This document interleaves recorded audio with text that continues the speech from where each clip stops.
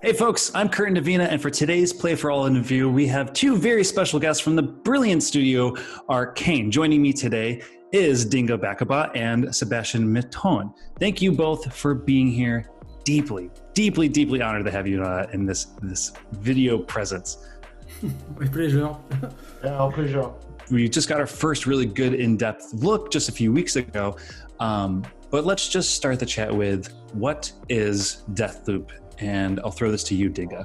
Deathloop it's a first-person action game, first-person shooter, about two rival assassins that are locked in a time loop.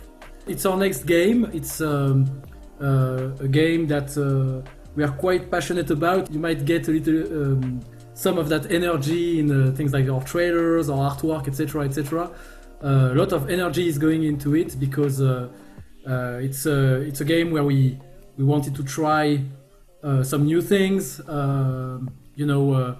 shake things a little bit. So that's why we have this new world, these new characters. But yes, it's the next Arcane game, I would say. I personally adore the unanswered questions that I'm getting from the trailer, because I want to ask, like, what is Black Reef? Is Colt a prisoner here? Why is he in this loop? But those are all things that I would kind of want to save it for that moment. But lots of questions, but I want to ask the right ones, of course, without revealing anything. It's a challenge in a way when you're making a game and you want to preserve some mystery but still show how cool it is and share that enthusiasm that you have. With the fans, with everyone, there is a little bit of what should we say, what should we show. It's almost a game in itself to solve that riddle. I think we're excited by that. By the way, we're excited by the mystery of it and the strong concepts that we can put in front of everyone without ruining it. And until now, we're pretty happy about that. Arcane games have such a distinctive aesthetic look and feel that have so much conceptual world building within it. And most of the time, we, the players, have to seek it out and have to find it to truly understand the full scope of what's happening. And Sebastien, for you as an art director, going off something like Dishonored 2, and this very European, almost, semi-gothic vibe to what feels like a Deathloop, a funkadelic 70s vibe. What is that transition like, and what was the inspirations that led to that? There are some common things to the Dishonored universe and Deathloop, in the sense that it's Dishonored 2, it was in Karnaca at the edge of the world, and this time we are not in the same world, but we are at the edge of, in an abandoned island, regarding the 60s, how people live, what's the past of this place, how can we do something really cool with the mystery vibe we want to inject in the game. So that's always the same philosophy of bringing ideas to the game, but also how we, us as a team, we try to work this out and make it really cool for the fans and the new audience, because we also target, a larger audience, a broader audience, with this Tarantino, James Bond, vibe that Deathloop shows.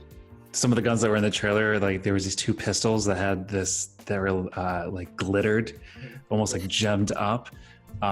And it's just like those little touches of what, of making the guns feel all encompassing in this thing that got me just so excited and hyped to be using something that I'm familiar with, like a pistol, but something that looks distinctly cool and like tied to that universe in that game. One of the things we were excited was to make our own versions of things that are even closer to us culturally than, a Victorian soldier vest, for instance. So now we have Colt, who is like an extraordinary assassin with a badass, leather jacket, and all those concepts are indeed more accessible, but it's still a lot of fun to find our own twist and be unhappy about 100 version of that gun you mentioned, and the 101th version, we're like, okay, this is totally it. Yeah, it's always there is always this thing when you're doing something a bit crazy, and I really admire Sebastien and his team for this consistency. The one thing that's kind of unique or distinct is the concept of death in this game, the die again. What can you tell me about that and what that was like implementing death as what feels like a core feature of the game? To be fair, it goes beyond death. It's really about the loop. It's all tied into the time loop. Because whether you die or not, the day will restart. And so it's really this. It's really all starting from the time loop that is a central part of the game. It's a character in itself. And death, of course, is a part of it. Death of your enemies, because of course death doesn't have the same meaning in a place where everyone just comes back the next day. It's really something where we were trying to make the death of the player here more as a step towards success. Colt is this character who is very stubborn. He has a goal. He's resolved. You say in English, I think. But also every step he makes, whether it results in dying or not, he's learning new things. That's really something we wanted to make, is a game where knowledge is power. Oh, absolutely. Sebastian, Dinga mentioned how arcane games usually kind of build these more expansive environments to explore. And when in this case, it's kind of different because it's an environment you'll be going through over and over and over again. From an art direction standpoint, was there a conscious change in how you maybe looked at designing what the world looked like, knowing that the player would have to be repeating certain areas again and again and again? Yeah, it's a good comment. It's really less linear because you visit the way you want and you see different period of time on the same location. So our challenge is to build something really interesting in terms of variations, and which will create a great experience for the player. Plus, we have some stuff that I cannot talk about, but that will change things. So I think you look, but it's not boring. You discover stuff that are really cool. Maybe sometimes even myself, because I'm not really deep into working the maps, and I discover stuff during a review. I'm like, wow, this is really cool. But visually, it's really this. We want something where the player is immersed into something he doesn't, do in the real life. So that's why we moved the time period so it doesn't look like reality, and it's really less boring than that. On the paper at the beginning, you have ideas and people are like, okay, let's see. Example, the glitter thing. You have many ingredients that you want to, you're like, okay, 60s, I know it now because I read so many books and watch movies, and I'm more informed than maybe Dinga, who's more in the narrative stuff. And I'm like, okay, let's take this. I feel that it's great, etc. And you hope you get a good recite, at the end. And so people are like, oh, are you sure? And then when it comes to fast forward to the reveal trailer, the PS5 or the reveal trailer last year, and you see the reaction of people, they're like, wow, that's so cool, and you're like, well, I was good.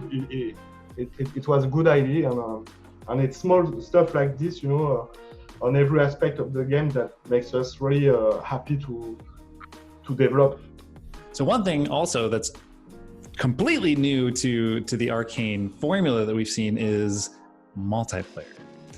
And there's I know that so much of what makes these games the immersive sims is the ability to play the way you want.